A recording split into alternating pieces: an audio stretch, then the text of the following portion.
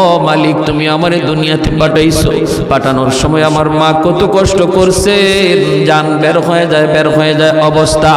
এরপরে আমি দুনিয়াতে আসলাম, এত কষ্ট আমি মাকে দিলাম, কিন্তু মার কোনো খেদমত আমি করতে পারলাম না, আমার মার ঋণ আমি শোধ করতে পারলাম না। আল্লাহ, আজ যদি তুমি আমাকে জান্নাতে দিতে চাও, আমার মা বাবা সারা জান্নাতে যাইবো না, হয় আমার বাপ মার সাথে জাহান্নামে দিয়ে দাও, হয় আমাকে আমার বাপ মার সাথে জাহান্নামে দিয়ে দাও, নতুবা আমার সাথে আমার বাপ মারে জান্নাতে দিয়ে দাও। আমি আমার মা বাবা ছাড়া থাকবো না। আল্লাহ, তুমি আমার দুনিয়াতে পাঠাইছো, আমার মা আমার বাবা আমার উপর কি পরিমাণ ঋণ, আমি তো ঋণ শোধ করার সুযোগ পাই নাই, দিছো না। আজ হাসরের মাঠে যদি আমাকে জান্নাত দিতে হয়, বাপ মা ছাড়া জান্নাতে যাইবো না। রব্বুল আলামিন তখন বলে, বান্দারে, আমি আল্লাহর আদত হচ্ছে জাহান্নামীকে জান্নাতে দেওয়া, কিন্তু কোন জান্নাতীরে জাহান্নামে দেওয়া এটা আমার আদত না। বান্দা, তুমি তো জান্নাতি, তোমাকে আমি জাহান্নামে দিতে পারি না, ঠিক আছে, নেও তোমার সুপারিশে বাপ মারেও জান্নাত দিয়া দিলা। এজন্য বাবা সবর করো, সবর, মা সবর করো, সবর। এই বাচ্চাটা তোমার জন্য জান্নাতে যাওয়ার উসিলা হবে, জান্নাতে যাওয়ার উসিলা হবে। শুধু মুখ দিয়া এমন কোন কথা বইল না যেই কথার কারণে ঈমান চলে যায়, আল্লাহ নারাজ হয়ে যায়, এমন কথা বইল না, এমন কথা বইল না। আল্লাহর দোহাই তুমি এমন কথা বইল না। মৃত্যু সংবাদ শুনছো, ইন্না লিল্লাহি ওয়া ইন্না ইলাইহি রাজিউন কয়া তুমি দোয়াটা পড়ো। এই দোয়ার অর্থই হলো, আল্লাহ শিখায়া দিয়েছে, বান্দারি, যখনই কোনো বিপদ মুসিবত তোমার আসবে, তখনই তুমি এই দোয়াটা পড়ো। মানুষের জীবনের সবচেয়ে বড় মুসিবত হলো মৃত্যু সংবাদ, এই জন্য এই দোয়াটা আমরা পড়ি। এর অর্থ হলো বান্দা, এর অর্থ হলো কি জানেন? আমি যখন বলি ইন্না লিল্লাহি ওয়া ইন্না ইলাইহি রাজিউন, এর অর্থই হলো, ভাইরে তুমি যাও, আমি তোমার পিছনে আসতেছি। বাবা যদি ছেলের মৃত্যুর সংবাদ পায়া কই ইন্না লিল্লাহ, আল্লাহ আমরা সবাই তোমার, বাবা তুমি যাও, আমরা সবাই এক পথের প্রতীক, তুমি আগে যাও, আমি তোমার পিছনে আসতেছি।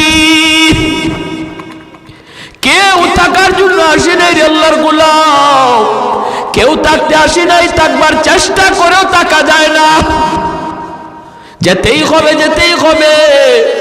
এজন্য সন্তানের মৃত্যু সংবাদ শোনার পরও তুমি না শুকরিমূলক কথা বইল না, আপনজন প্রিয়জনের কোন মৃত্যু সংবাদ শুইলেও না শুকরিমূলক কথা বইল না। আইয়ুব আলাইহিস সালাম যখন তিনি তার তিনটা বিবির মৃত্যু সংবাদও পাইলেন, এরপরও তিনি একবারের জন্য না শুকরি করলেন না, আল্লাহর শুকরিয়া আদায় করেন। আল্লাহ পাক কয়, এরে ইবলিস, তাকায় দেখ আমার পয়গম্বর এত বড় বিপদেও আমি আল্লাহকে ভুলে না। ইবলিস কয়, মালিক জানোনি কেন? ইবলিস কয়, সম্পদ নিয়ে গেছো, রাজত্ব নিয়ে গেছো, ছেলে নিয়ে গেছো, বিবি নিয়ে গেছো, এরপরে তোমারে কেন ডাকে জানোনি? কারণ হলো, তারে তুমি এখনো সুস্থ রাখছো। কি কয়? সুস্থতার নিয়ামত তুমি দিয়া রাখছো, সুস্থ বানায় দেখো, তোমাকে ভুলে যাবে আর তোমার নাম নিবে না। আল্লাহ পাক রব্বুল আলামিন কয়, তাহলে তুই বুঝি দেখতে চাস? বলে দেখতে চাই।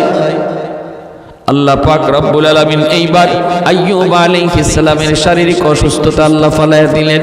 সারা শরীরের প্রতিটা পশমের গোড়ায় গোড়ায় ফুসকা উঠে গেল, এই ফুসকার ভিতরে পোকা জন্ম নিল। সারা শরীরের এমন কোনো পশমের গোড়া নাই যেই গোড়া দিয়া ফুসকা উঠে নাই, একটা পোকা জন্ম নেয় নাই। সারা শরীরের মধ্যে দুর্গন্ধ ছড়াইতে লাগলো, শরীর পচে গেছে। আল্লাহর পয়গম্বর সাইয়্যিদুনা আইয়ুব আল্লাহর কাছে ডাক দিয়া কয়, মালিক সমস্ত শরীর যদি আমার পোকায় খায় আমার কোনো আপত্তি নাই, যদি তুমি খুশি থাকো আমিও খুশি, কিন্তু মালিক আমার জিহ্বাটা তুমি পোকা দিয়া খাওয়ায় না, কারণ এই জিহ্বা দিয়ে আমি সকাল সন্ধ্যা তোমাকে আল্লাহ কইয়া ডাক দেই। আমি তোমার আল্লাহ আল্লাহ কয়ে ডাকি, আমার কোনো কষ্ট লাগে না। নামের ভিতরে এত মজা, এত মজা, এত মজা। আল্লাহ পুরা দেহটাও যদি পোকায় খায় আমার জিহ্বাটা তুমি পোকা দিয়া খাওয়াও না। এই জিহ্বা দিয়া নবী আল্লাহকে ডাকে, আল্লাহকে ডাকে। মানুষেরা কয় ও রহিমা তাড়াতাড়ি তাড়াতাড়ি করে তুমি স্বামী নিয়ে এলাকা ছেড়ে ভাগো, আমরা কেউ তার দুর্গন্ধে টিকতে পারি না। রহিমা তুমিও যদি পারো বাপের বাড়ি চলে যাও। আল্লাহর নবী সাইয়্যিদুনা আইয়ুব আলাইহিস সালামের বিবি রহিমা তিনিও সাধারণ কোনো মহিলা ছিলেন না, তিনিও একজন বাদশাহী পরিবারের মেয়ে, তিনিও একজন নবী পরিবারের মেয়ে। হযরত ইউসুফ আলাইহিস সালামের ছেলের ঘরের নাতিন ছিলেন। অতএব যেমন ছিলেন সুন্দরী তেমন ছিলেন নবী পরিবারের কন্যা, আবার ছিল বাদশাহীও। এত কিছু থাকার পরেও যখন আপনজন মানুষেরা কয় রহিমা তাড়াতাড়ি আইয়ুবকে চাইরা তুমি ভাগো, রহিমা কান্দে আর তোমরা কি কও গো, আমার স্বামী যদি রাজি থাকে আল্লাহর তৈরি জান্নাতের মেহমান আমি হব, আর যদি আমার স্বামী নারাজ থাকে আমার আমল লইয়াও জান্নাত পাব না। স্বামী যদি রাজি থাকে আল্লাহ পাক মহিলাকে জান্নাত দেয়।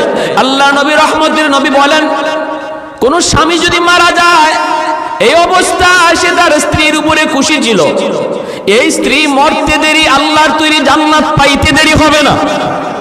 অথবা কোন স্ত্রী যদি আগে মারা যায় আর স্বামী যদি তার উপরে সন্তুষ্ট থাকে নবী বলেন মরতে দেরি জান্নাত পাইতে দেরি নাই। সুবহানাল্লাহ জোরে কর।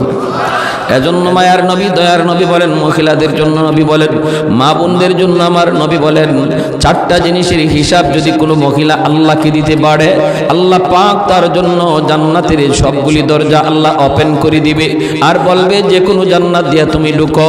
আইয়ুমা ইমরাতিন ইদা সাল্লাত খামসাহা ওয়া সামাত শাহরাহা ওয়া হাফিজাত ফারজাহা ওয়া আতাআত বালাহা।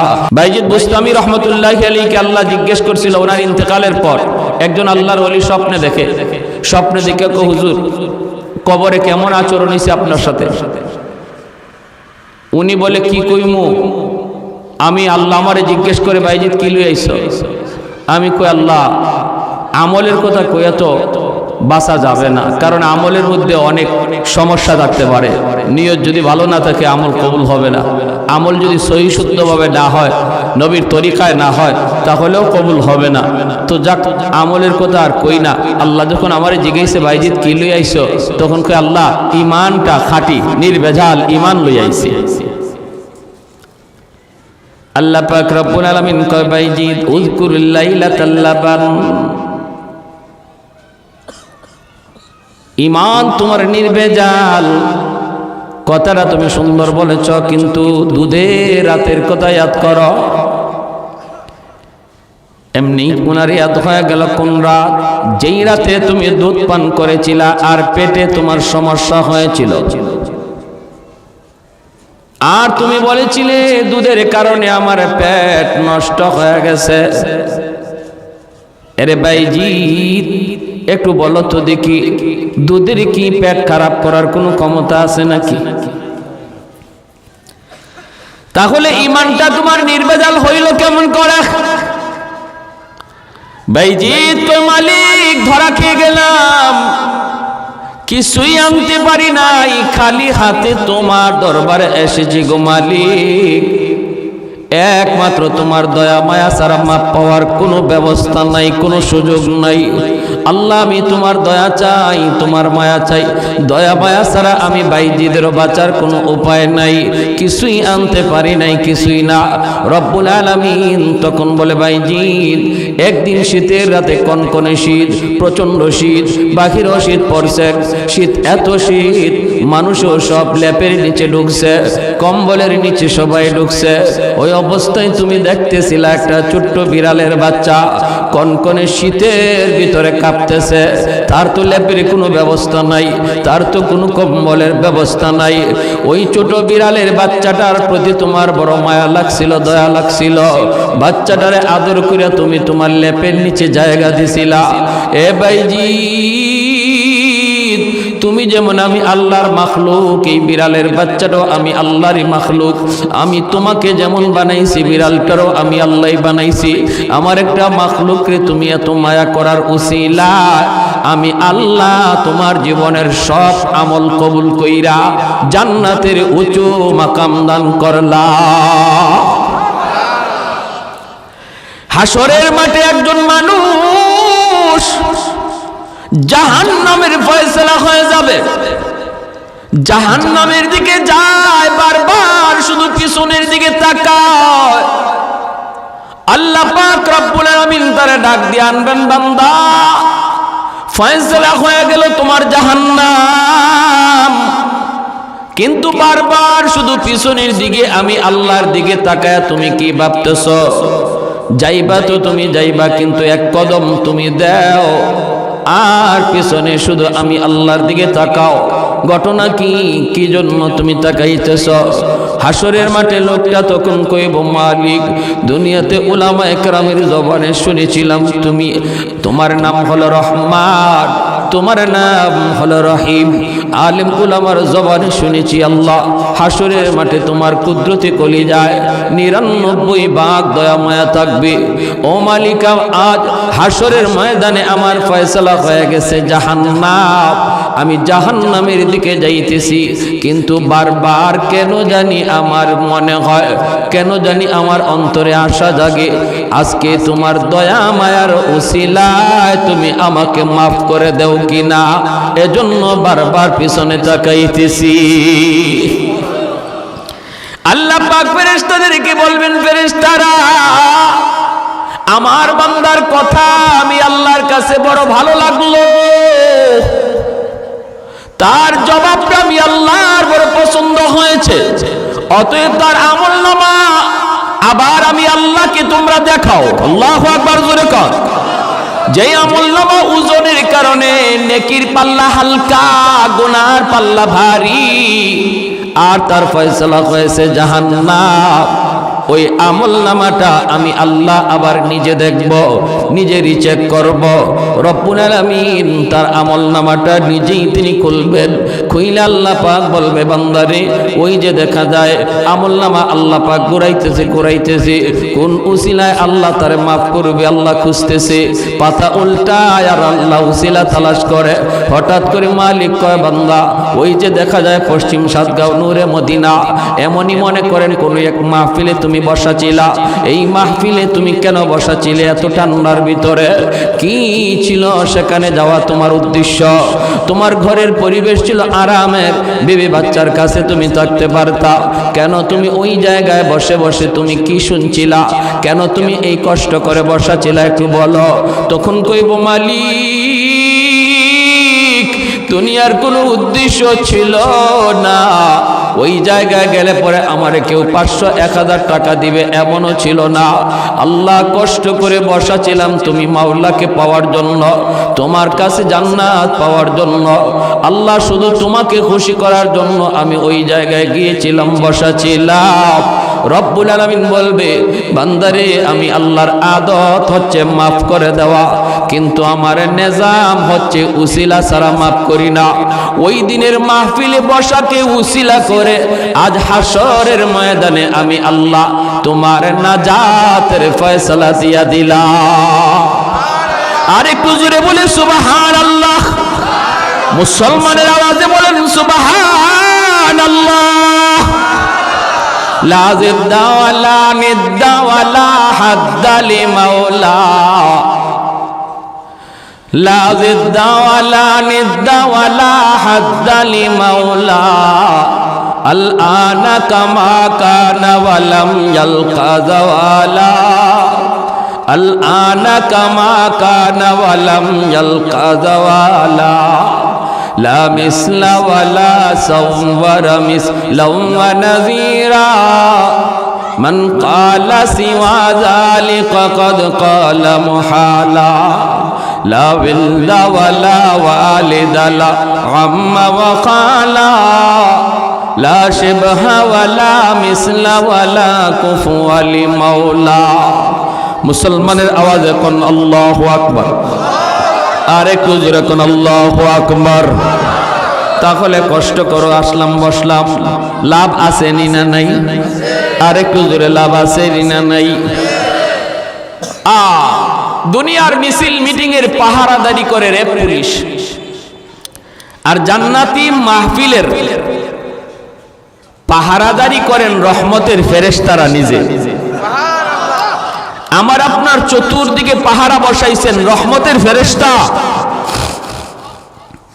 নবীজি বলেন ওয়াজ শেষ হওয়ার পর আখিরি মুনাজাত করে মানুষজন বাড়িতে যায়, ফেরেশতারাও যায়। ওয়াজ শেষ, আর থেকে কি করবে? ডিউটি শেষ। আল্লাহ ফেরেশতাদেরকে জিজ্ঞেস করে কোথায় ছিলা? ফেরেশতারা কো মালিক ওই যে পশ্চিম সাতগাঁও নূরে মদিনা জামে মসজিদের উদ্যোগে তোমার বান্দারা ওয়াজ মাহফিলের আয়োজন করে, আর ওই ওয়াজ মাহফিলের পাহারাদার ছিলাম আমরা ফেরেশতা। আল্লাহ ওয়াজ শেষ হয়েছে, তোমার বান্দারা বাড়ি যায়, আমরা আমাদের বাড়িতে আসছি। রব্বুল আলামিন তখন বলে বান্দারা আমার ওখানে বসে বসে কি চাইলো, তোমরা এদেরকে কি চাইতে শুনছো? ফেরেশতারা কয় মালিক যা দেখলাম যা শুনলাম ওরা সবাই জান্নাত চায়, জাহান্নামের আগুন থেকে বাঁচতে চায়। আল্লাহ বলে বল ফেরেশতারা বলো আমার বান্দারা কি জান্নাত দেখছে? ফেরেশতারা কয় না গো মালিক, ওরা জান্নাত দেখে নাই, ওরা যে জাহান্নামের আগুন থেকে বাঁচতে চায়, জাহান্নামের আগুন কি ওরা দেখছে? ফেরেশতারা কয় না গো মালিক, তাও তারা দেখে নাই। আল্লাহ পাক রব্বুল আলামিন তখন বলে ফেরেশতারা তাহলে তোমরা সাক্ষী থাকো, আমার যে সকল বান্দারা এখানে বসে বসে জান্নাত চাইল, জাহান্নামের আগুন থেকে বাঁচতে চাইল, আমি তোমাদের সাক্ষী রেখে বললাম না দেখেও তারা বসে বসে চাইতেছে, আমি আল্লাহ তাদের চাওয়া মাফিক জান্নাতের ফয়সালা দিয়া দিলাম। ফেরেশতারা কয় মালিক সবাইরে মাফ করে দিছো? কয় হ্যাঁ সবাইরে। ফেরেশতারা কয় আল্লাহ একজন মানুষ ওয়াজ শোনার নিয়তে আসে নাই, ও বাড়িতে যাওয়ার পথে ছিল, দোকান থেকে বাড়িতে যায় আর ওয়াজের আওয়াজ শুই না, কয় একটু ওয়াজ শুই না যাই। উদ্দেশ্য হলো তার বাড়িতে যাওয়া, উদ্দেশ্য হলো বাজারে যাওয়া, কিন্তু মাঝখানে ওয়াজ হইতেছে শুই না, সে এখানে বসে যায়। আল্লাহ তুমি কি তারও মাফ করে দিছো নাকি? রব্বুল আলামিন কয় হুমুল জালিসুল্লাহ ইয়াশকা জালিসুহুম, এটা এমন এক মজলিস রে ফেরেশতারা শুন, এই মজলিসে যেই বসবে আমি আল্লাহ তারই মাফ করে দেই। এটা আমার প্রিয় বান্দাদের এক মজলিস, আমার প্রিয় বান্দাদের সাথে যে ওই আইয়া বসবো তাল মিলাইব আমি তারও মাফ করে দেই। সুবহানাল্লাহ জোরে কোন। তাহলে আমাদের কষ্টের মধ্যে লাভ আসেনি না? না। এজন্য যারা এখনো আসি নাই চলে আসি আখেরি মোনাজাত পর্যন্ত। এই কষ্ট, এই শীত, জানি অনেক শীত পড়ছে, অনেক ঠান্ডা পড়ছে, কিন্তু কষ্টটার দ্বারা, কষ্ট করে যে কাজটা, যে আমলটা করা হয়, এটাই তো নাজাতের উসিলা হয়, ঠিক না? ফজরের সময় ওযু করাটা এখন খুব কষ্ট, এই ঠান্ডার মধ্যেও যে আল্লাহর বান্দা ফজরের নামাজে উইটা, ফজরের সময় উইটা ঠান্ডা পানিতে ওযুটা করবে, তার গরমের দিনের নামাজ আর ঠান্ডার দিনের নামাজ এক না, ওজনে অনেক বেশ কম হয়ে যাবে।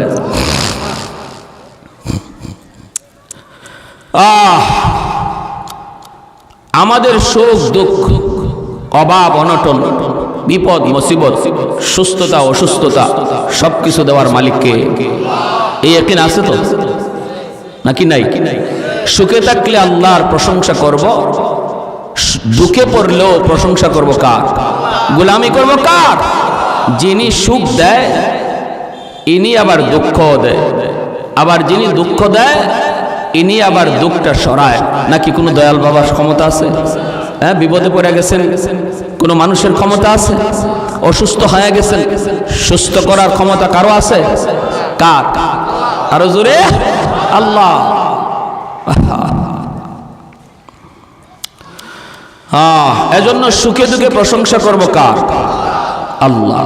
সুখে দুঃখে প্রশংসা করব আল্লাহর। মানুষকে আল্লাহ সুস্থতা দিয়া পরীক্ষা নেয়, দেখি সুস্থতার হালতে সে শুকর গুজার হয় কিনা।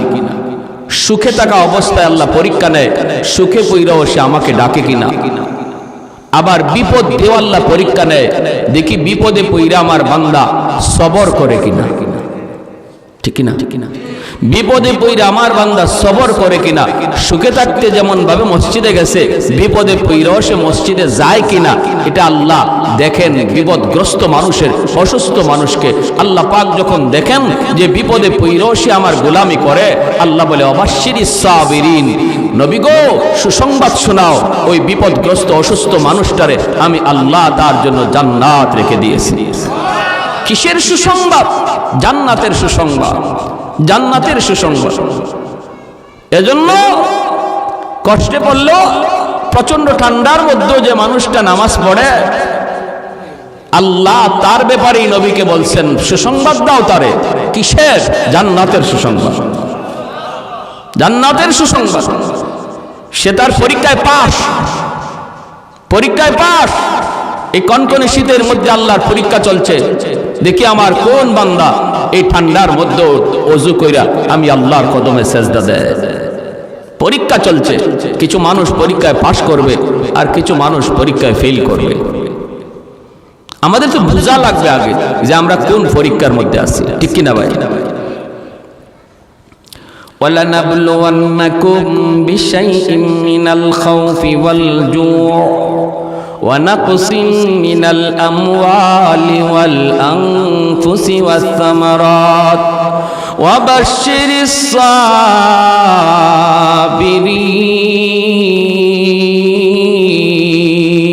আল্লাহু আকবার। আল্লাহ বলেন আমি পরীক্ষা নেই, অবশ্যই আমি তোমাদের কাছ থেকে পরীক্ষা নেব, পরীক্ষা নেব। মিনাল খাউফি ওয়াল জু, কখনো ভয়ভীতির মাধ্যমে, কখনো ক্ষুধার মাধ্যমে, অভাব অনটনের মাধ্যমে। জানের উপরে মুসিবত আসবে, মালের উপরে মুসিবত আসবে, বিপদ আসবে, বিপদ আসবে, বিপদ আসবে। আল্লাহ পাক রব্বুল আলামিন ইমানদারের কাছ থেকে আল্লাহ পাক পরীক্ষা নিবেন, ইমানের পরীক্ষা নিবেন। কিসের ইমানের পরীক্ষা? কখনো তার অসুস্থ দিয়া, কখনো তার অভাবে ফেলাইয়া, কখনো তার এরকম ভাবে কোন রকম তার জানমালের উপরে বিপদ দিয়া আল্লাহ পাক ইমানদারের ইমানের পরীক্ষা নিবেনই নিবেন। এটা আল্লাহর কথা। আহাসিবান নাসু আইয়ুতরাকু আইয়াকুলু আমান্না ওয়া হুম লা ইফতানুন। আল্লাহ পাক বলেন মানুষ কি মনে করে সে বলবে আমি মুমিন, অথচ আমি আল্লাহ তার কাছ থেকে ইমানের পরীক্ষা নেব না, এটা কি মানুষ মনে করে? আল্লাহ বলেন না, এমনটা তোমরা মনে করো না। যদি বলো আমি মুমিন, অবশ্যই তোমার ইমানের পরীক্ষা তোমার জীবনে আসবে। কারো জন্য পরীক্ষা হবে সহজ, কারো জন্য পরীক্ষা হবে কঠিন। কারো জীবনে পরীক্ষা আসবে একবার, কারো জীবনে পরীক্ষা আসবে বারবার, ঠিক কিনা? ইমান যার যত,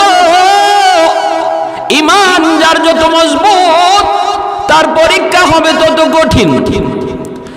নবীগণের ইমান ছিল সবচেয়ে বেশি মজবুত, এজন্য নবীগণের উপরে ইমানের পরীক্ষাও এসেছে সবচেয়ে বড় কঠিন। রে যুবক, আইয়ুব আলাইহিস সালাম আল্লাহর একজন বহুত বড় পয়গম্বর, জলিলুল কদর পয়গম্বর। আল্লাহ তার সুস্থতার নিয়ামত দিয়েছেন 70 বছর, বিন্দু পরিমাণ তার 70 বছরের ভিতরে কোনো অসুস্থতা আসে নাই। একটা ঘাম বিচি পর্যন্ত তার 70 বছরের ভিতরে হয় নাই। আল্লাহ তার সমস্ত নিয়ামত আল্লাহ তারে দান করেছেন, বাদশাহীও তারে দান করেছেন, রাজত্ব আল্লাহ তারে দান করেছেন, নবুয়তিও আল্লাহ তারে দান করেছেন। 6টা যুবক যুবক, জয়টা জোয়ান ছেলে আল্লাহ তারে দান করেছেন। অভাব অনটন বলতে কি জিনিস নবী বুঝতেন না। শুধু সুখ আর সুখ, শুধু শান্তি আর শান্তি। এই দিকে এক বাগান, ওই দিকে আরেক বাগান, এই দিকে মিল ফ্যাক্টরি, ওই দিকে কারখানা। এইভাবে চতুর্মুখী সব ধরনের নিয়ামত আল্লাহ তারে দান করলেন। 4টা বিবি, অনেক সুন্দরী 4টা বিবিও আল্লাহ তারে দিলেন।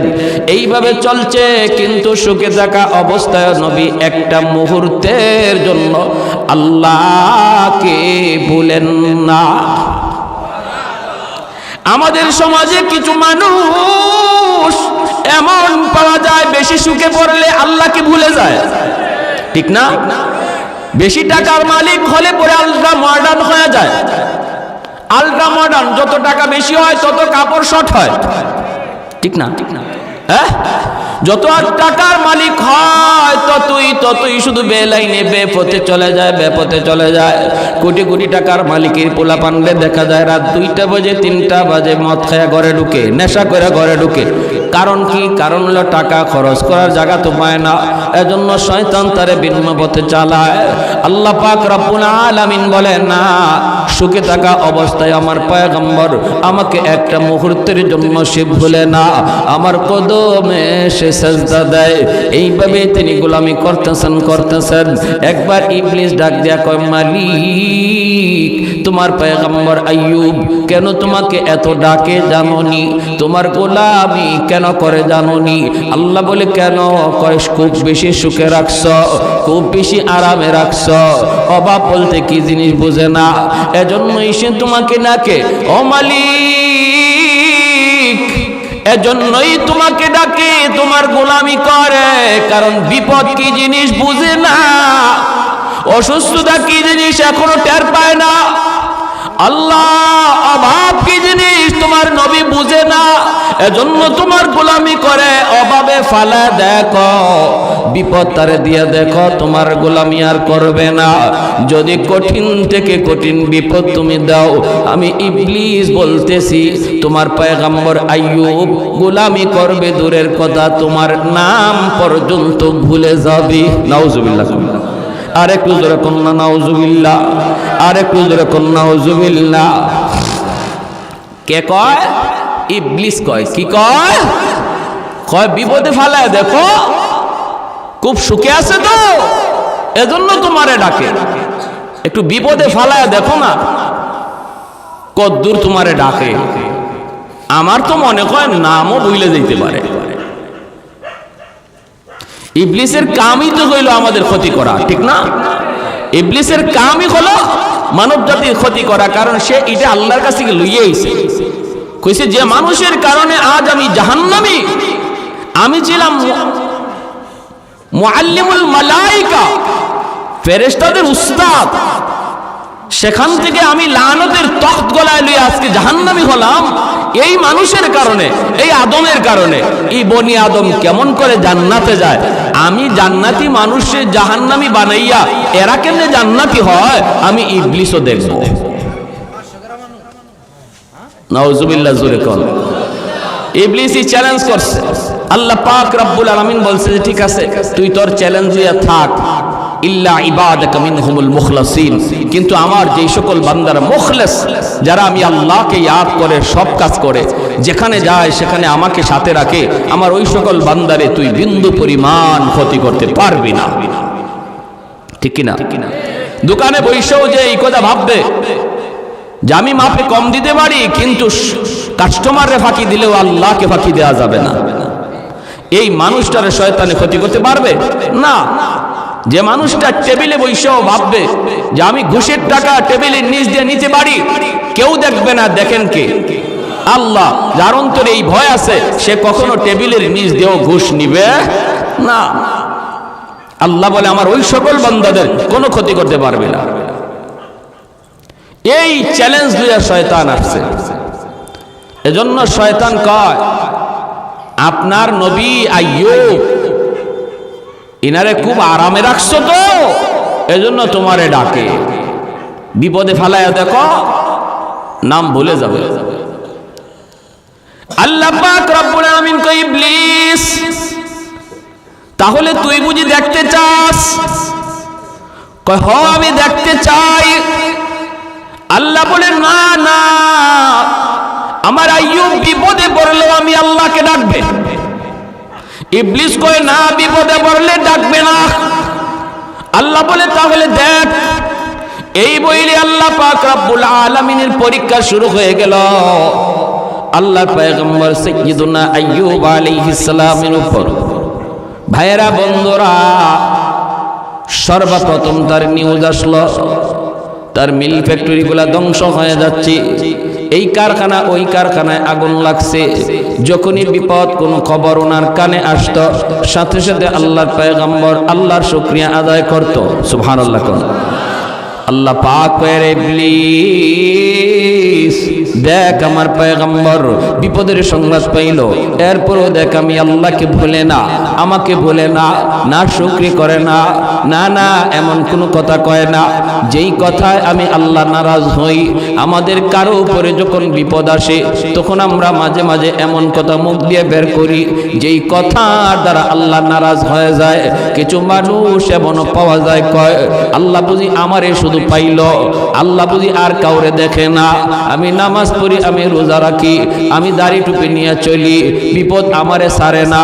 এই লোকটায় নামাজ পড়ে না, রোজা রাখে না, এর দিকে কোনো বিপদ আসে না, এত সুখে শান্তিতে আছে, তাহলে ঠিক আছে আজ থেকে আমিও আর নামাজ পড়বো না। নাউজুবিল্লাহ। আমি সিলেট এক এলাকায়, আমার বাড়ি তো সিলেট এক এলাকায় গেলাম, রানীগঞ্জ, জগন্নাথপুর, সুনামগঞ্জ, বয়ান করলাম। তো আমার বয়ানের শেষে মানুষের যারা কর্তৃপক্ষ কয়, হুজুর ওই যে ঘরটা দেখতেছেন, এই ঘরের একটা লোক পাক্কা নামাজি আসছিল, পাক্কা নামাজি, দিনদার,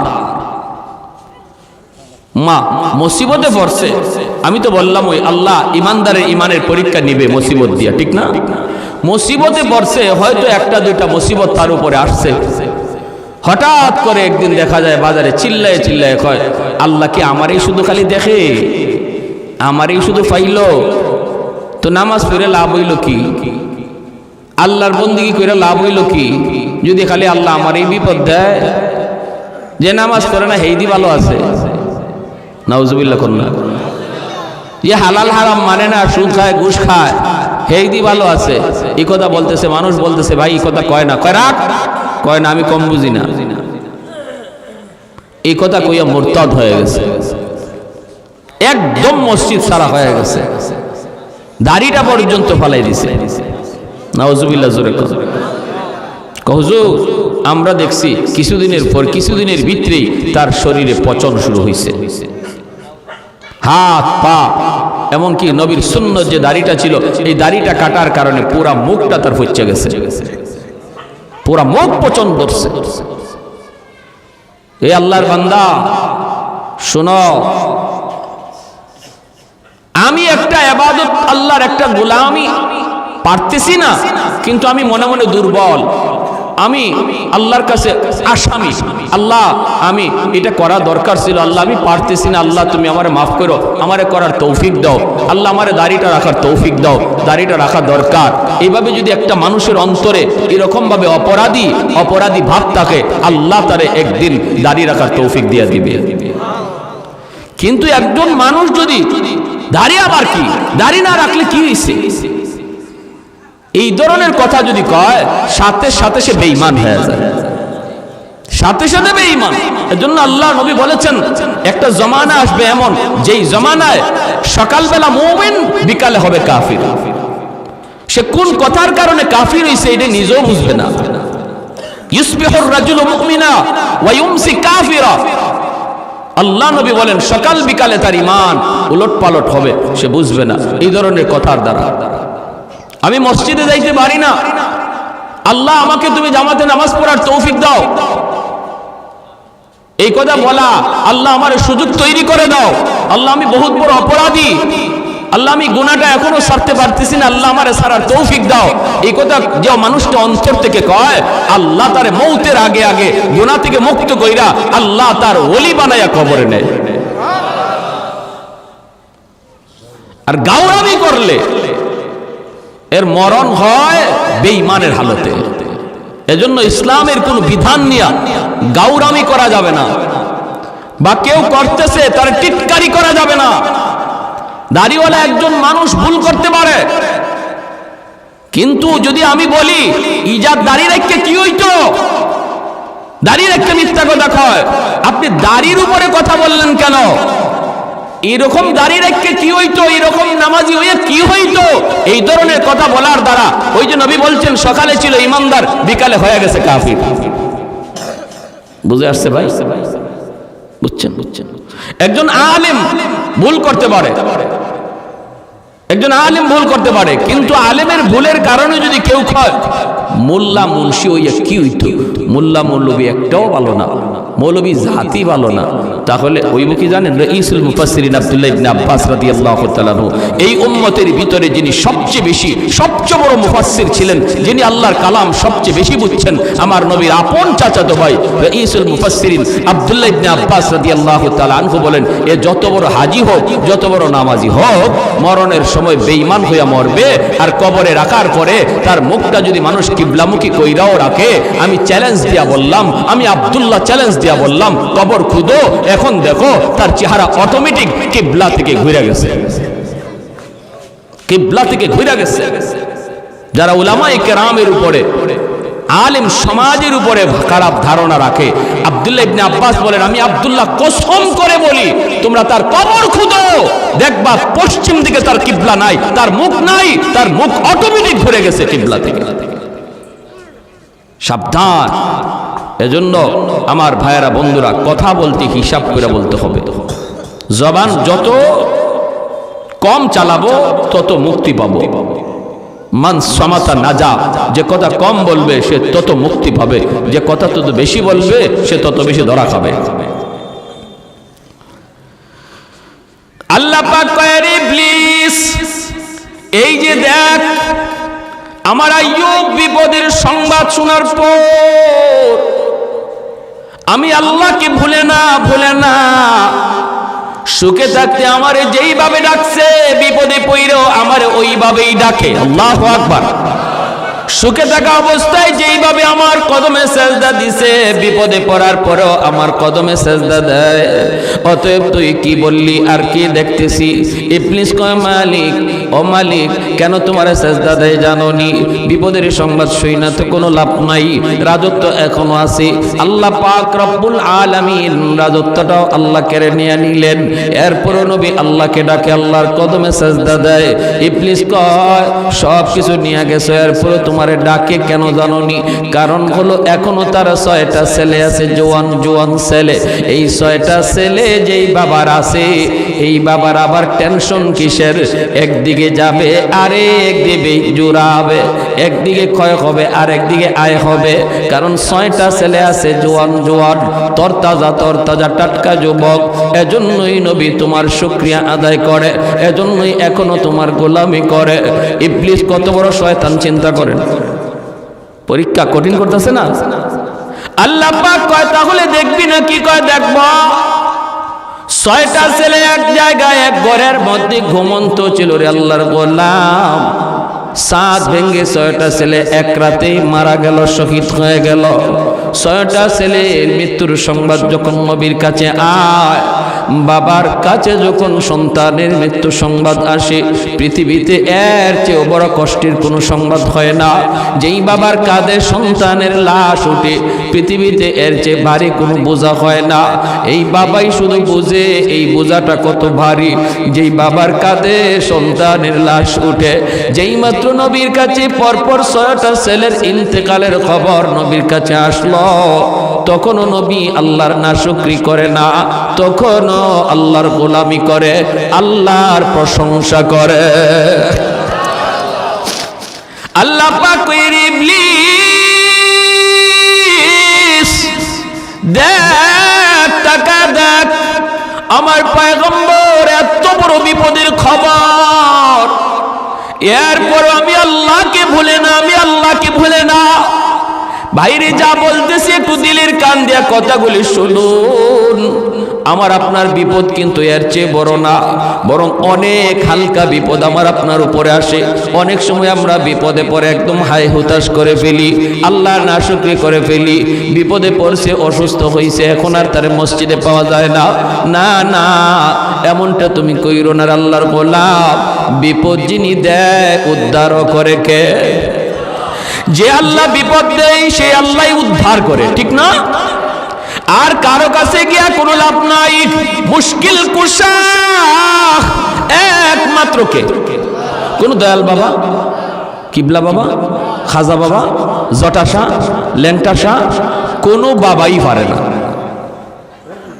বিপদ থেকে উদ্ধার করার একমাত্র, শুধুমাত্র, কেবলমাত্র মালিককে আল্লাহ। এই একদিন আছে তো? আজ আসতে কেন? কোনো আছেন নাকি কেউ? অসুবিধা দিতেছে? অসুবিধা দিতেছে? সাবধান, মনে রাখবা। আমরা মায়ার নবী, রহমতের নবী রওজা শরীফ জিয়ারত করি। মদিনা শরীফ যারা গেছেন দেখবেন নবীজি রওজা শরীফ জিয়ারত করছেন। জিয়ারত করে আপনি মোনাজাত উঠাইছেন। এখন চাইতেছেন আপনি, বিপদ আপদ আছে, এগুলো আল্লাহর কাছে চাইবেন, হাত উঠাইছেন। আমাদের চোখের সামনে আমরা দেখছি নবীজি রওজার পাশে গিয়া নবীরে সালাম দিয়া জিয়ারত করে হাত উঠাই দিয়েছে রওজার দিকে। সাথে সাথে ওই এলাকার সৌদি পুলিশরা, সৌদি মুতু যারা, আলেম উলামা যারা, তারা আইসা অত্যন্ত আদবের সাথে তার দেহটারে ঘুরাইয়া দেয়। মুনাজাত করা অবস্থায় আরবিতে কয়, ভাই এই জায়গা নবীকে শুধু সালাম দেওয়া তোমার দায়িত্ব, চাওয়ার জায়গা রওজা না, চাওয়ার জায়গা হলো বাইতুল্লাহ। জোরে কোন সুবহানাল্লাহ। চাওয়ার জায়গা কোথায়? বাইতুল্লাহ। চাইতে হবে কার কাছে? আল্লাহর কাছে। নবীকে সালাম দাও, তোমার সালাম নবী শুনছেন, তোমার সালামের জবাবও নবী দিচ্ছেন। এইবার চাইবা যা নবীর কাছে না, চাইবা আল্লাহর কাছে। আর আমি আপনাকে দয়াল বাবার কাছে, বাবা বাবা বাচ্চা হয় না, বাচ্চা হয় না, খালি মাইয়া হইতেছে, পোলা হয় না। হাই হাই হাই হাই হাই। সিলেট দরগা যাইন গা বাচ্চার লাগি গিয়ে। আমি একবার সিলেট দরগা গেছি, গিয়ে দেখি এক মহিলা কাপড় সরাইয়া ফেট দিয়া দরগা বসাইতেছে। নাউজুবিল্লাহ, আসতে কইছেন না কেন? দরগাওয়ালার কোনো ক্ষমতা আছে পেটে বাচ্চা দেওয়ার? হ্যাঁ, এজন্য আল্লাহ নবী বলেছেন, ইউসবিহুর রাজুলু মুমিনা ওয়া ইউমসি কাফিরা। এমন এক জামানা, এমন এক যুগ আসবে যেই যুগে সকালে হবে মুমিন, বিকালে হবে কাফির। আল্লাহ আমাদেরকে এই সমস্ত কাজ থেকে হেফাজত করুন। সবাই বলি আমিন। আল্লাহ পাক রব্বুল আলামিন কই, ইবলিস তাহলে তুই বুঝি দেখতে চাস? বলে দেখতে চাই। ইবলিস কয়, আল্লাহ 6টা সন্তান নেওয়ার পরেও তোমার পয়গম্বর তোমাকে কেন ডাকে জানো নি গো মালিক? কেন ডাকে? আল্লাহ বলে কেন? ইবলিস কয়, এখনো তার 4টা স্ত্রী আছে। যেই লোকটার 4টা স্ত্রী আছে তার আবার টেনশন কিসের? 6টা ছেলে গেলেও কোনো অসুবিধা নাই, ছেলে জন্ম নেওয়ার এখনো সুযোগ আছে, কারণ 4টা বউ আছে, টেনশন কের? আল্লাহ পাক রব্বুল আলামিন কয়, ইবলিস তাহলে দেখতে চাস? বলে দেখতে চাই। 4টা স্ত্রীর ভিতরে একজন স্ত্রী ছিলেন আইয়ুব নবীর খেদমতে, যার নাম ছিল বিবি রহিমা। আর 3জন তারা এক জায়গায় ছিলেন ঘুমন্ত। এই 3জন বিবি একসাথে তারা মারা গেলেন। নবীর কাছে খবর আসলো, আপনার 3জন বিবি একসাথে দুনিয়া থেকে বিদায়। এরপরও মায়ার নবী আইয়ুব নবী আল্লাহর নাশুকরি করে না গো। এই কথা মুখ দিয়ে কয় না, মালিক আমারে নবী বানাইয়া লাভ হইল কি? এত বিপদ তুমি আমারে দিতেছ, তাহলে আমার নবুয়তি পায়া লাভ হইল কি? তোমার গোলামি কইরা লাভ হইল কি? একবারও তিনি বলেন না। 3জন বিবির মৃত্যু সংবাদ পাওয়ার পরও নবী আল্লাহর শুকরিয়া আদায় করে। ও আমার মা বোনেরা, খেয়াল করে শোনো গো মা, তোমার আমার বিপদ এর চেয়ে বড় নয়, সমান নয়, এর চেয়ে 1000 গুণ ছোট, এর চেয়ে 1000 গুণ ছোট। ছোট্ট বাচ্চারা মারা গেছে, কলিজার টুকরা সন্তান তোমার মারা গেছে। না না না, শুকরি করবা না। নাবালিগ অবস্থায় যার বাচ্চা মারা যায়, ওই বাচ্চাগুলিকে আল্লাহ পাক রব্বুল আলামিন কিয়ামতের ময়দানে বাপ মার জন্য বহুত বড় সুপারিশকারী বানায়। বাচ্চাগুলি আল্লাহর কাছে ডাক দেয়া কয়, মালিক ও মালিক তুমি আমারে দুনিয়াতে পাঠাইছো, পাঠানোর সময় আমার মা কত কষ্ট করছে, জান বের হয়ে যায় অবস্থা। এরপরে আমি দুনিয়াতে আসলাম, এত কষ্ট আমি মাকে দিলাম, কিন্তু মার কোনো খেদমত আমি করতে পারলাম না, আমার মার ঋণ আমি শোধ করতে পারলাম না। আল্লাহ আজ যদি তুমি আমাকে জান্নাতে দিতে চাও, আমার মা বাবা সারা জান্নাতে যাইব না, হয় আমার বাপ মার সাথে জাহান্নামে দিয়ে দাও, হয় আমাকে আমার বাপ মার সাথে জাহান্নামে দিয়ে দাও, নতুবা আমার সাথে আমার বাপ মারে জান্নাতে দিয়ে দাও, আমি আমার মা বাবা ছাড়া থাকবো না। আল্লাহ তুমি আমার দুনিয়াতে পাঠাইছো, আমার মা আমার বাবা আমার উপর কি পরিমাণ ঋণ, আমি তো ঋণ শোধ করার সুযোগ পাই নাই, দিছো না। আজ হাসরের মাঠে যদি আমাকে জান্নাত দিতে হয়, বাপ মা ছাড়া জান্নাতে যাইবো না। রব্বুল আলামিন তখন বলে, বান্দারে আমি আল্লাহর আদত হচ্ছে জাহান্নামীকে জান্নাতে দেওয়া, কিন্তু কোন জান্নাতীরে জাহান্নামে দেওয়া এটা আমার আদত না। বান্দা তুমি তো জান্নাতি, তোমাকে আমি জাহান্নামে দিতে পারি না, ঠিক আছে নাও তোমার সুপারিশে বাপ মারেও জান্নাত দিয়া দিলা। এজন্য বাবা সবর করো, সবর, মা সবর করো, সবর। এই বাচ্চাটা তোমার জন্য জান্নাতে যাওয়ার উসিলা হবে, জান্নাতে যাওয়ার উসিলা হবে। শুধু মুখ দিয়া এমন কোন কথা বইল না যেই কথার কারণে ঈমান চলে যায়, আল্লাহ নারাজ হয়ে যায়, এমন কথা বইল না, এমন কথা বইল না। আল্লাহর দোহাই তুমি এমন কথা বইল না। মৃত্যু সংবাদ শুনছো, ইন্না লিল্লাহি ওয়া ইন্না ইলাইহি রাজিউন কয়া তুমি দোয়াটা পড়ো। এই দোয়ার অর্থই হলো আল্লাহ শিখায়া দিয়েছে, বান্দারি যখনই কোনো বিপদ মুসিবত তোমার আসবে তখনই তুমি এই দোয়াটা পড়ো। মানুষের জীবনের সবচেয়ে বড় মুসিবত হলো মৃত্যু সংবাদ, এই জন্য এই দোয়াটা আমরা পড়ি। এর অর্থ হলো বান্দা, এর অর্থ হলো কি জানেন?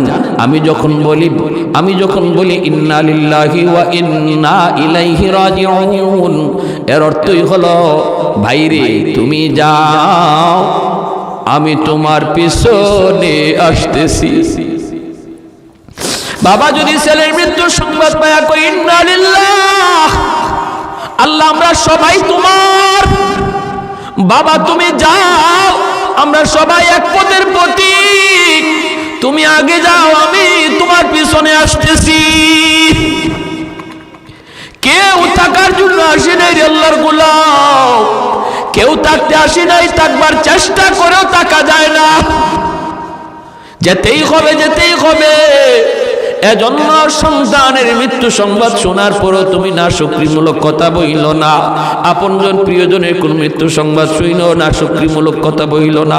আইয়ুব আলাইহিস সালাম যখন তিনি তার তিনটা বিবির মৃত্যু সংবাদও পাইলেন, এরপরও তিনি একবারের জন্য না শুকরি করলেন না, আল্লাহর শুকরিয়া আদায় করেন। আল্লাহ পাক কয়, এরে ইবলিস তাকায় দেখ, আমার পয়গম্বর এত বড় বিপদেও আমি আল্লাহকে ভুলে না। ইবলিস কয়, মালিক জানোনি কেন?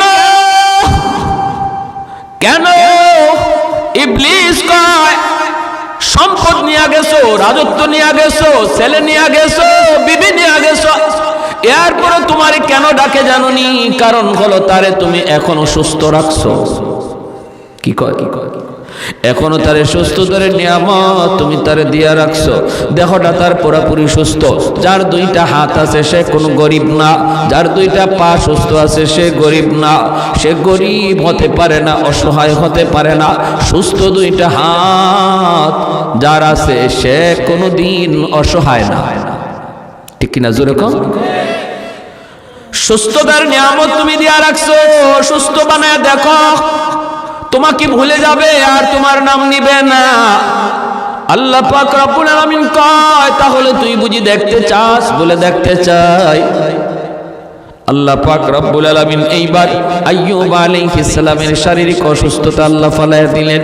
সারা শরীরের প্রতিটা পশমের গোড়ায় গোড়ায় ফুসকা উঠে গেল। এই ফুসকার ভিতরে পোকা জন্ম নিল। সারা শরীরে এমন কোনো পশমের গোড়া নাই যেই গোড়া দিয়া ফুসকা উঠে নাই, একটা পোকা জন্ম নেয় নাই। সারা শরীরের মধ্যে দুর্গন্ধ ছড়াইতে লাগলো, শরীর পচে গেছে।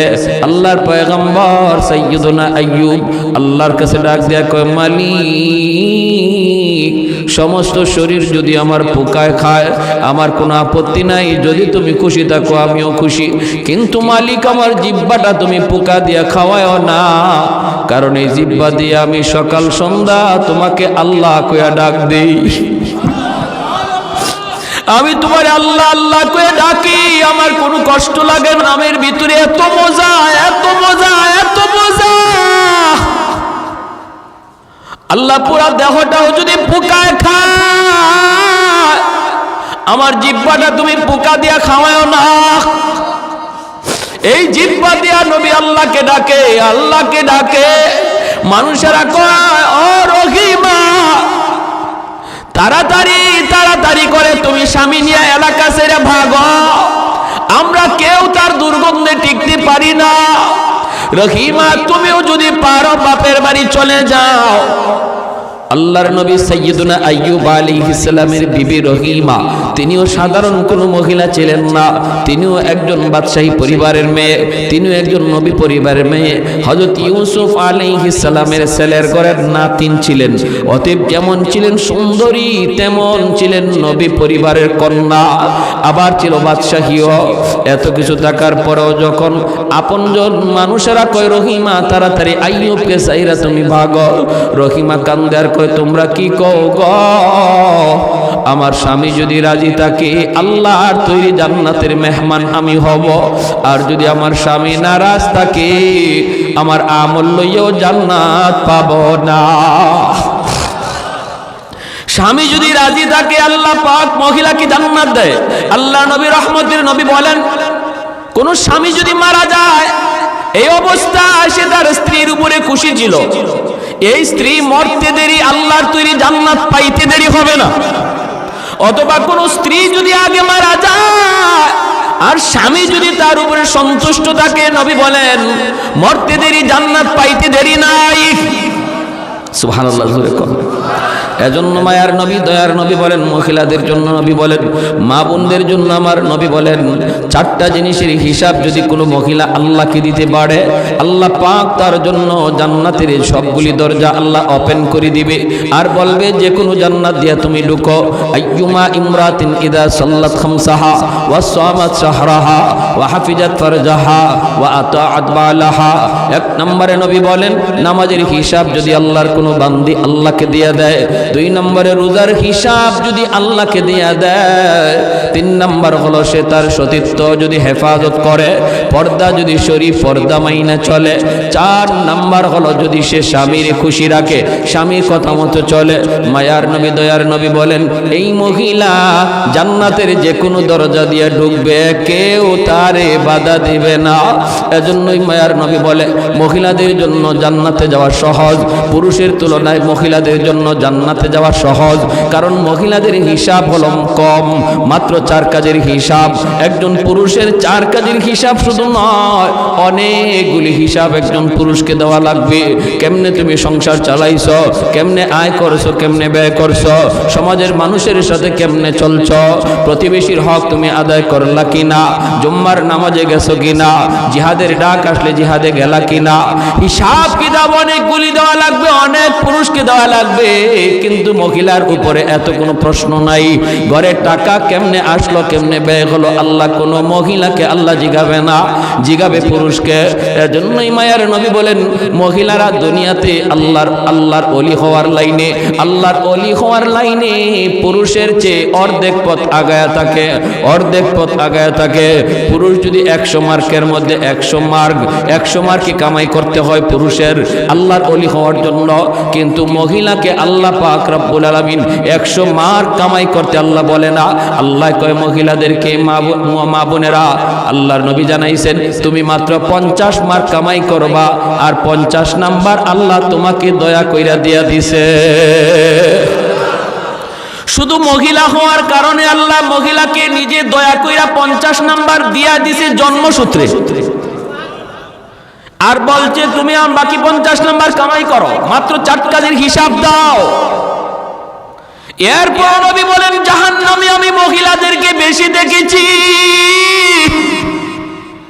জান্নাতে যাওয়া মহিলাদের জন্য সহজ, এরপর নবী কয় মেরাজের রজনীতে আমি জাহান্নামে মহিলাদের সংখ্যা বেশি দেখছি।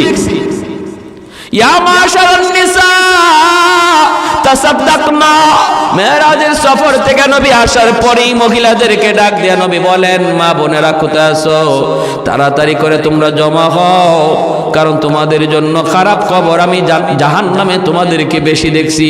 অতএব তোমরা বেশি বেশি করে আল্লাহর রাস্তায় দান করো।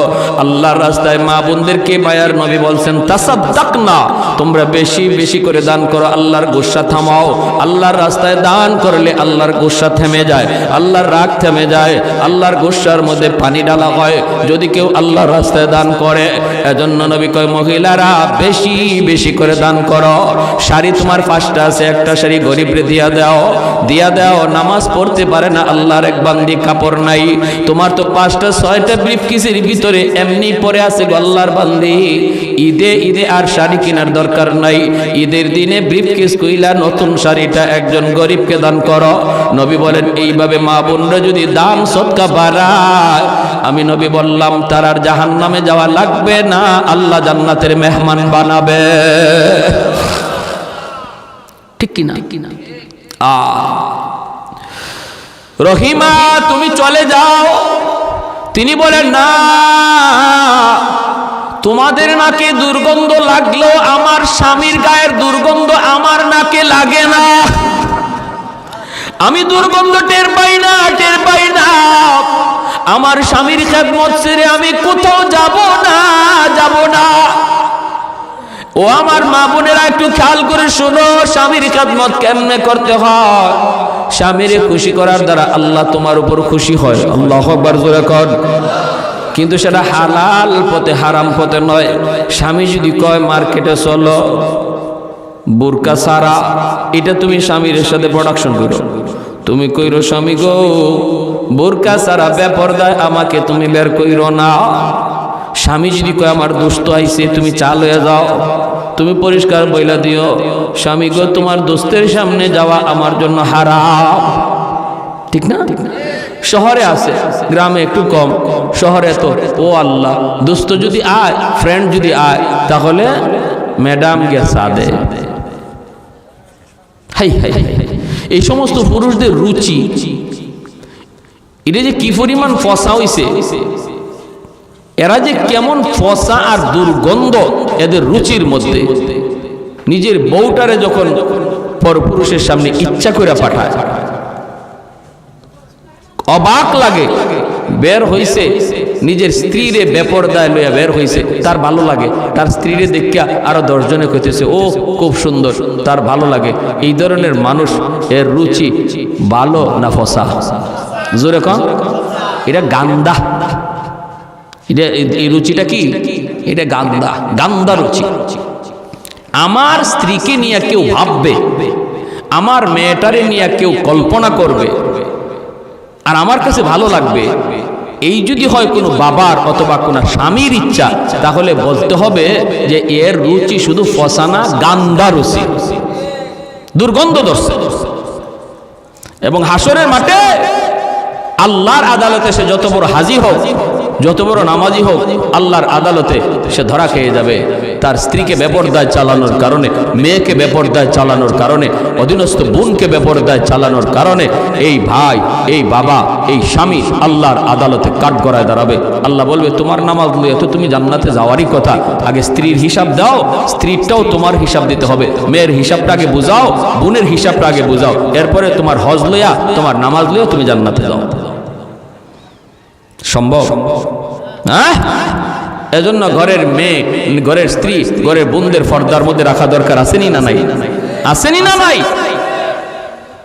আল্লাহ নবী রহমতের নবী বলেন, সালাসাতুন কাদ হারামাল্লাহু আলাইহিমুল জান্নাহ মুদমিনুল খাম ওয়াল আক ওয়াদ দাইয়ুস আল্লাযী ইউকিরু ফি আহলিহিল খুবুস। তিন ব্যক্তির জন্য জান্নাত হারাম, জান্নাত হারাম হয়ে যায় তিন ব্যক্তির জন্য। মুদমিনুল খাম, যে মদ খায়, ওয়াল আক, যে বাপ মার অবাধ্য, তার জন্য জান্নাত হারাম। তিন নম্বরে নবী বলেন ওয়াদ দাইয়ুস আল্লাযী ইউকিরু ফি আহলিহিল খুবুস, ওই পুরুষ যে পুরুষ তার ঘরে ইসলাম বিরোধী কাজ হইতেছে দেখার পরেও বাধা দেয় না। ঘরের অধীনস্থ মানুষগুলি আল্লাহকে নারাজ করতেছে, মেয়েটা বেপরদায় বের হয়, বাবা দেখে, এরপরে বাধা দেয় না। স্ত্রী বেপরদায় ঘুরে, এরপরে বাধা দেয় না। ঘরের মধ্যে নাচ গান চলে, ঘরের মধ্যে আল্লাহকে নারাজ করার অনুষ্ঠান চলে, এরপরেও যে অভিভাবক বাধা দেয় না, নবী বলেন সে পুরুষ দাইয়ুস, সে হলো পুরুষ দাইয়ুস, তার জন্য জান্নাত হারাম। তার জন্য কি জান্নাত? সালাসাতুন কাদ হারামাল্লাহু আলাইহিমুল জান্নাহ মুদমিনুল খামর ওয়াল আক ওয়াদ দাইয়ুস আল্লাযী ইউকিরু ফি আহলিহিল খুবুস আও কামা ক্বালা নবী আলাইহিস সালাম। এজন্য সাবধান, আমরা যারা অভিভাবক, আমার নামাজ লইয়েই যে আমি জান্নাতে চলে যেতে পারবো, মোটেও না, মোটেও না। ঘরের হিসাব আমাকে দেওয়া লাগবেই লাগবে, অধীনস্থ মানুষের হিসাব আমাকে দিতেই হবে। আমি যদি নামাজি হই, ছেলেটাকে নামাজি বানানোর চেষ্টা করতে হবে। আমি যদি পর্দা মানি, স্ত্রীটাকেও পর্দার ভিতরে রাখতে হবে, ঠিক কিনা ভাই? আইয়ুব আলাইহিস সালাম, ওনাকে ছাড়তে রাজি না বিবি রহিমা। এলাকার মানুষেরা কয়, রহিমা তাহলে তুমি এলাকা ছেড়ে দাও, এই এলাকায় থাকলে আমরা থাকতে পারবো না, কই তুমি যাইবা, তুমি তাড়াতাড়ি যাও। বিবি রহিমার স্বামীকে নিয়ে তিনি ধরে ধরে, সাইয়্যিদুনা আইয়ুব আলাইহিস সালাম তিনি তো হাঁটা চলাও করতে পারেন না, স্ত্রীকে ধইরে ধইরে তিনি ঘর থেকে বের হয়ে যাচ্ছেন। রে যুবক, যেই মানুষটা ছিলেন এক সময় এই এলাকার বাদশাহ, এই এলাকার রাজা, কোনো কিছুর অভাব তার ছিল না, আজ তার ঘরে পর্যন্ত জায়গা হয় না, ঘর থেকে বের হয়ে যাইতে হচ্ছে। এলাকার মানুষ, প্রতিবেশী কেউ তারে থাকতে দেয় না, রাস্তায় চলে গেলেন স্বামীকে নিয়া। পথিকেরা কয়, রহিমা রাস্তায় তুমি যাইকো না, আমরা এই রাস্তা দিয়ে হাঁটা চলা করি, যদি রাস্তায় তুমি অবস্থান করো, আমরা দুর্গন্ধের কারণে রাস্তা দিয়ে হাঁটতে পারি না। আল্লাহর পয়গম্বর সাইয়্যিদুনা আইয়ুব আলাইহিস সালামকে নিয়ে বিবি রহিমা তিনি চলে গেলেন মাঠে। মাঠে চলে যাওয়ার পর কৃষকেরা দৌড়ায় আসছে। কৃষকেরা আয়া কয়, রহিমা গ, এখানে মাঠে যদি অবস্থান করো তাহলে আমরা কাম কাজ করতে পারবো না, তুমি অন্যত্র কোথাও চলে যাও। তাম পৃথিবীটা যেন ছোট হয়ে আসলো। যেই মানুষটা এই এলাকার এক সময় রাজত্ব করতেন, আজ তার কোথাও জায়গা হয় না রে। ঘরে জায়গা নাই, রাস্তায় জায়গা নাই, মাঠেও জায়গা হয় না। আল্লাহর বান্দি স্বামীকে নিয়ে তিনি জঙ্গলের দিকে রওনা দিলেন। জঙ্গলের কাছে যায় দেখেন একটা ডাস্টবিন। এলাকার মানুষেরা এই জায়গায় ময়লা ফালায়, এই ডাস্টবিনের কাছে অনেক দুর্গন্ধ, ডাস্টবিনের দুর্গন্ধ। বিবি রহিমা মনে মনে ভাবতেছে, স্বামী গ, ও স্বামী, কোথাও তো জায়গা হয় না, কেউ থাকতে দেয় না, বসতে দেয় না। আমার তো মন বলে এই ডাস্টবিনের কাছে আমরা থাকার অবস্থান করি, কারণ এই জায়গা দিয়া ডাস্টবিনের দুর্গন্ধের কারণে কেউ আসে না, কেউ যায় না। অতএব যদি আমরা এই জায়গায় অবস্থান করি, কেউ সরাবে না। স্বামীকে নিয়ে ডাস্টবিনের কাছেই তিনি থাকার ব্যবস্থা করলেন, এই জায়গায় তিনি থাকবার ব্যবস্থা করলেন। স্বামী তিনি তো আল্লাহর পয়গম্বর, তিনি তো শুয়ে থাকেন। এরকম কোন রকম একটা ঝুপড়ির মতো বানাইয়া স্বামীকে নিয়ে তিনি এই জায়গায় থাকেন। ভাইয়েরা বন্ধুরা, দিনের বেলা মানুষের এলাকায় যায় তিনি কাজ করেন, কাজের বিনিময়ে তিনি কিছু খাবার সংগ্রহ করেন স্বামীর জন্য। এলাকার মধ্যে যান, কাম কাজ কইরা কিছু খানা হালুয়া পাকা স্বামীকে খাওয়ান। চামচ দিয়া খাওয়াইতে পারেন না, চামচটা যদি টুটে লাগে পয়গম্বর চিৎকার করে হাওমা করে কান্দা উঠে, কারণ টুটটা পর্যন্ত নাই, পোকায় খায়া শেষ করে ফেলছে। দাঁতের জামিটা পর্যন্ত নাই, পোকায় খায়া শেষ করে ফেলছে। যদি চামচ দিয়া খাওয়ান তাহলে ব্যথা পান, ব্যথা পান। হাতও তিনি লাগাইতে পারেন না। একদিন হাত লাগাইছেন, আঙ্গুলের নখটা যেই মাত্র এই জামির মধ্যে লাগছে, নবী চিৎকার করে উঠছেন। সাথে সাথে বিবি রহিমা চোখ দিয়ে পানি ধরা কান্দের, কই স্বামী গো কেমনে খাওয়াবো গো স্বামী। এই বইলাই তিনি তার জিহ্বাটা বের করলেন। বিবি রহিমা জিহ্বাটাকে তিনি বের কইরা জিহ্বাটার মধ্যে হালুয়া লইয়া এই জিহ্বারে চামচ বানাইয়া স্বামীর মুখের ভিতরে হালুয়া ঢুকাইয়া দেন। ও আমার মা বোনেরা, একটু খেয়াল করে শুনো, স্বামীর খেদমত কাকে বলে গো মা? কেমনে আল্লাহকে রাজি করা যায়, কেমনে আল্লাহরে খুশি করা হয়? নিজের জিহ্বাটারে চামচ বানাইয়া এই জিহ্বা দিয়া হালুয়া স্বামীর মুখের ভিতরে ঢুকান। একদিন জিহ্বার মধ্যে একটা পোকা কামড় মারছে।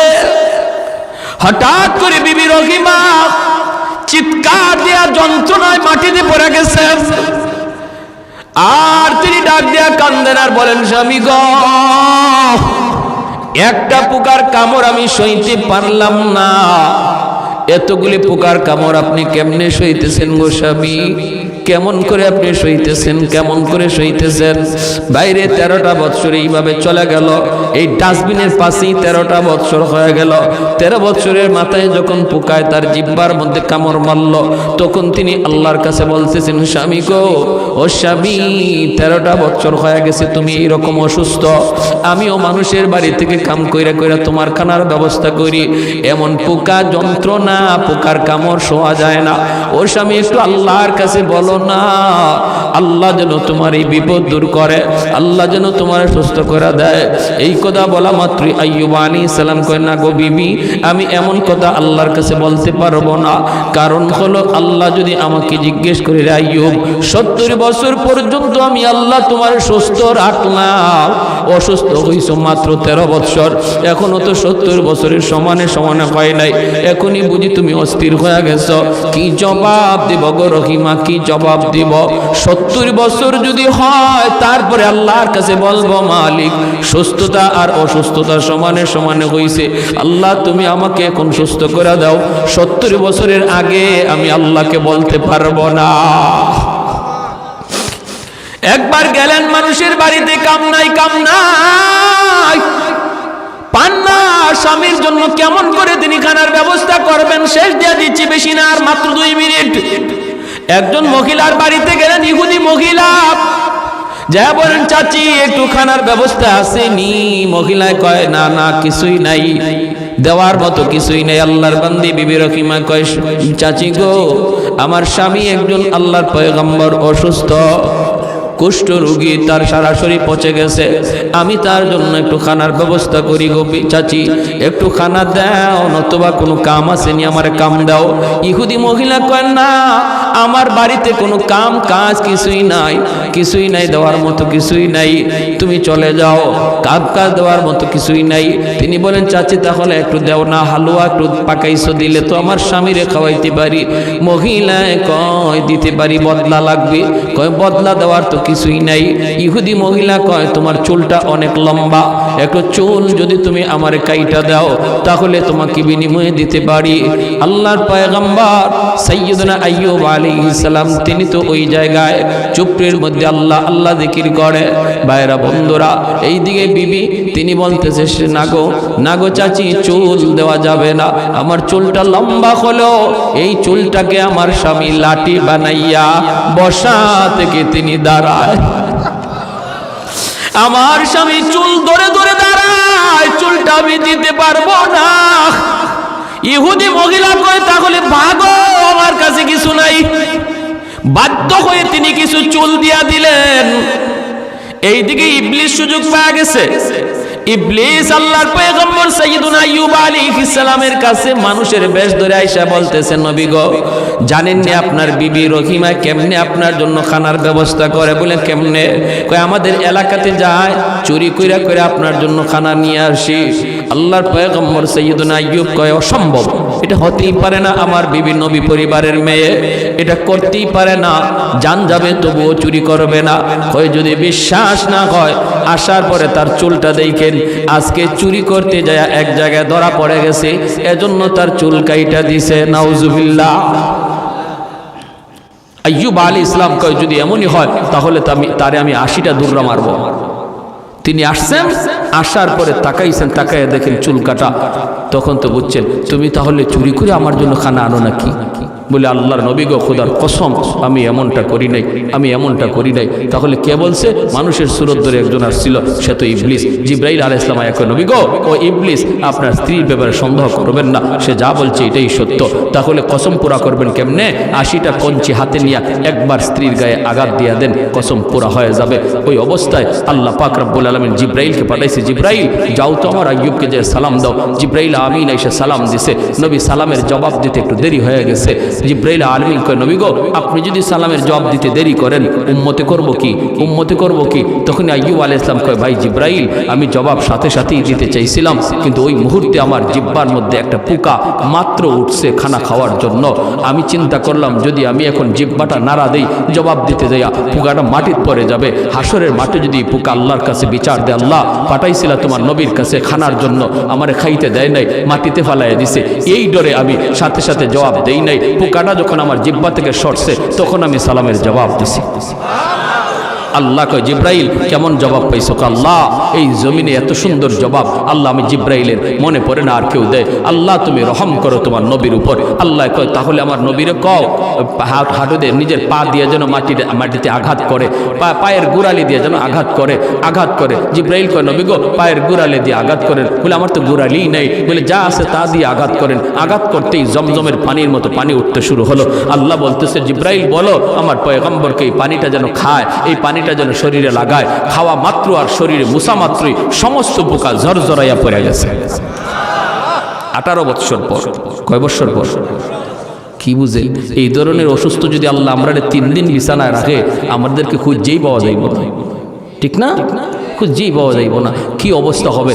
এরপরে আল্লাহ পাক রব্বুল আলামিন কয় যাও। তিনি সুস্থ হয়ে, পরিপূর্ণ সুস্থ হয়ে বসে রয়েছেন। বিবি রহিমা তিনি তখন এলাকায় ছিলেন, তিনি আসছেন খাবার লইয়া, আইয়া দেখেন জায়গার মধ্যে স্বামী নাই। কোথায় গেল আমার স্বামী? পাশে একজন সুন্দর সুঠাম দেহের যুবক বসা, হাউমাউ করতেছেন। আমার স্বামী কোথায়? বাগে খেয়ে ফেললো নাকি? দৌড়ায় গেছেন আইয়ুব আলাইহিস সালাম। তিনি তো 25 বছরের এখন পূর্ণ যুবক, আল্লাহ তারে বানায় দিছে। সুন্দর সুঠাম দেখের পূর্ণ যুবক পিছনে যায় দাঁড়ায় বলতেছেন ও যুবক, এখানে আমার একজন স্বামী ছিল, স্বামীরে তুমি দেখছো নি? আইয়ুব আলাইহিস সালাম চেহারাটা ওই দিকে রাইখা বলেন, স্বামীর চেহারা দেখলে তুমি চিনবানি? বলে চিনব। কেমনে চিনবা? যৌবনের চেহারা মনে আসেনি? কয় মনে আছে। যেই মাত্র আইয়ুব আলাইহিস সালাম চেহারাটা ঘুরাইছেন, সাথে সাথে বিবি রহিমা আল্লাহু আকবার কই আল্লাহর শুকরিয়া আদায় করে স্বামীরে জড়ায় ধরছেন। আল্লাহ সমস্ত নিয়ামত আবার ফিরাইয়া দিছে, যা নিছিল আল্লাহ সব ফিরাইয়া দিছে। কোন কোন তাফসীরি কিতাবে লিখছেন এরপরে এই পরীক্ষায় পাশ করার পর সাইয়্যিদুনা আইয়ুব আলাইহিস সালাম যদি কোথাও হাইটা যাইতেন, তার পিছন দিয়া স্বর্ণের বৃষ্টি পড়ত। এত নিয়ামত আল্লাহ আবার ফিরাইয়া দিছিলেন। কখন? যখন বিপদে পড়ে সবর করছেন। আমরাও যদি বিপদে পড়ে সবর করি, আল্লাহ বলে বাশশিরিস সাবিরিন, জানায়া দাও তাদের জন্য জান্নাতের সুসংবাদ। শুধু তা না, দুনিয়া তো আল্লাহ যা হারাইছি হারানোর চেয়ে আল্লাহ আরো বেশি ফিরাইয়া দিবে যদি আমরা বিপদে পইরা, সমস্যায় পইরা আল্লাহর উপর সবর করতে পারি। কে সবর করে? সবরের আলামত হলো বিপদে পইরাও সে মসজিদে যায়, বিপদে পইরাও আল্লাহকে ডাকে। সুস্থ থাকা অবস্থায়, সুখে থাকা অবস্থায় যেভাবে আল্লাহরে ডাকছে, বিপদে পইরাও একই রকম আল্লাহকে ডাকে, বরং আরো আল্লাহকে ডাকা বাড়ায়া দিছে। তখন আল্লাহ তার উপর খুশি হয়ে যায়। তাহলে আমরা শীতের দিনে মসজিদে গিয়ে নামাজ পড়া কষ্ট, ফজরের নামাজ পড়া খুব কষ্ট, ওযু করা খুব কষ্ট। এই কষ্টটা যদি আমরা স্বীকার করি তাহলে আল্লাহ পাক রব্বুল আলামিন এই ধৈর্যের পরীক্ষায় আমরা পাশ করলাম। ঠিক কিনা? জোরে কান পাশ করলাম। কারা কারা এই অবস্থার মধ্যেও সুখে দুঃখে সর্বদা আল্লাহকে ডাকবো? একটু হাত উঠে আল্লাহকে দেখায়। আল্লাহ তুমি প্রতিটা হাতকে কবুল